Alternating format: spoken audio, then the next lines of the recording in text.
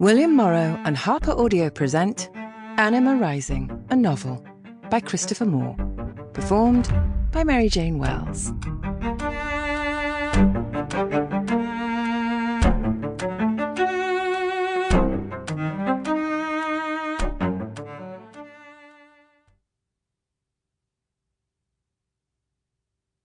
Author's note and trigger warning. This is a work of imagination. While some of the characters are based on historical figures, the events and dialogue are entirely fictitious. This is a horror story.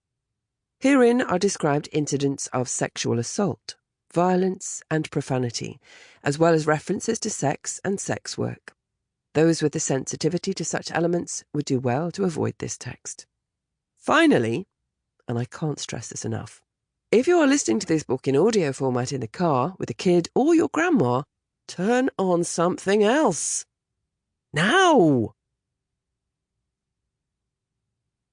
1. Ophelia Rising. She was born of electric fire into ice and torment, and there had never been anything like her. At dawn, a century later in Vienna, the painter Gustav Klimt, making his way home after a night of opera and dalliance with a wealthy widow, found her dead in the Danube canal. Still in his top hat and tails, Klimt paused on the Rossauer bridge when he spotted a pale lavender figure lying against the concrete stairs on the platform at the water's edge. She lay face up, nude, her torso on the stairs, arms akimbo, her hips and legs like ghosts just under the surface of the muddy water. Tendrils of yellow hair flowed over the edge of the platform and waved in the slow current. Klimt looked around for someone to call out to, but at this hour, while he could hear the clop-clop of horses' hooves in the distance and the electric whir of the streetcars on the Ringstrasse, there was no one to be seen. He snatched off his top hat, tucked it under his arm, and hurried off the bridge to the stairs at the bank of the canal that led down to the loading platform. He was 48, powerfully built, strong from fencing and long hours standing at an easel, but with a slight sway-backed shape to his body from his weakness for large portions of breakfast cake smothered in whipped cream at the Café Tivoli. Balding, he sported a stalwart island of blonde hair at his forelock and a short pointy beard that often framed a puckish smile that crinkled the corners of his eyes. He hurried down the stairs to the loading platform, not sure what he was going to do when he reached her.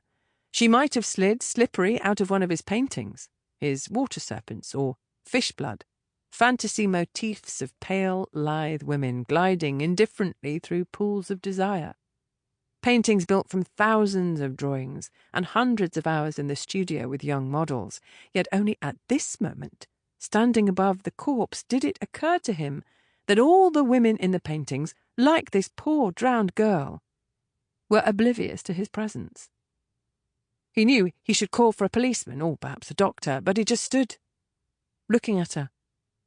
There were white lines, finer than a hair, hatching the mottled lavender of her skin, as if some artist had drawn her figure, traced out the contours of her limbs, then erased them. Or, perhaps better, had laid down watercolour on paper threaded with wax. It was curious, fascinating. In life, you would never have seen the lines, he thought, because she would never have been this colour in life. With that thought, he pulled a leather-covered notebook from the inside pocket of his overcoat and, with the nub of a pencil, began sketching her. Her figure he could record, preserve as a note in his memory, and perhaps with that he could remember and reproduce the colours. "Hey!" came a voice from above. "Is she dead?" Startled, Klimt looked up to see a young boy, perhaps 10 years old, in a newsboy cap, looking down over the wall of the canal. He folded the pencil quickly into his notebook and held it inside his coat as if hiding evidence.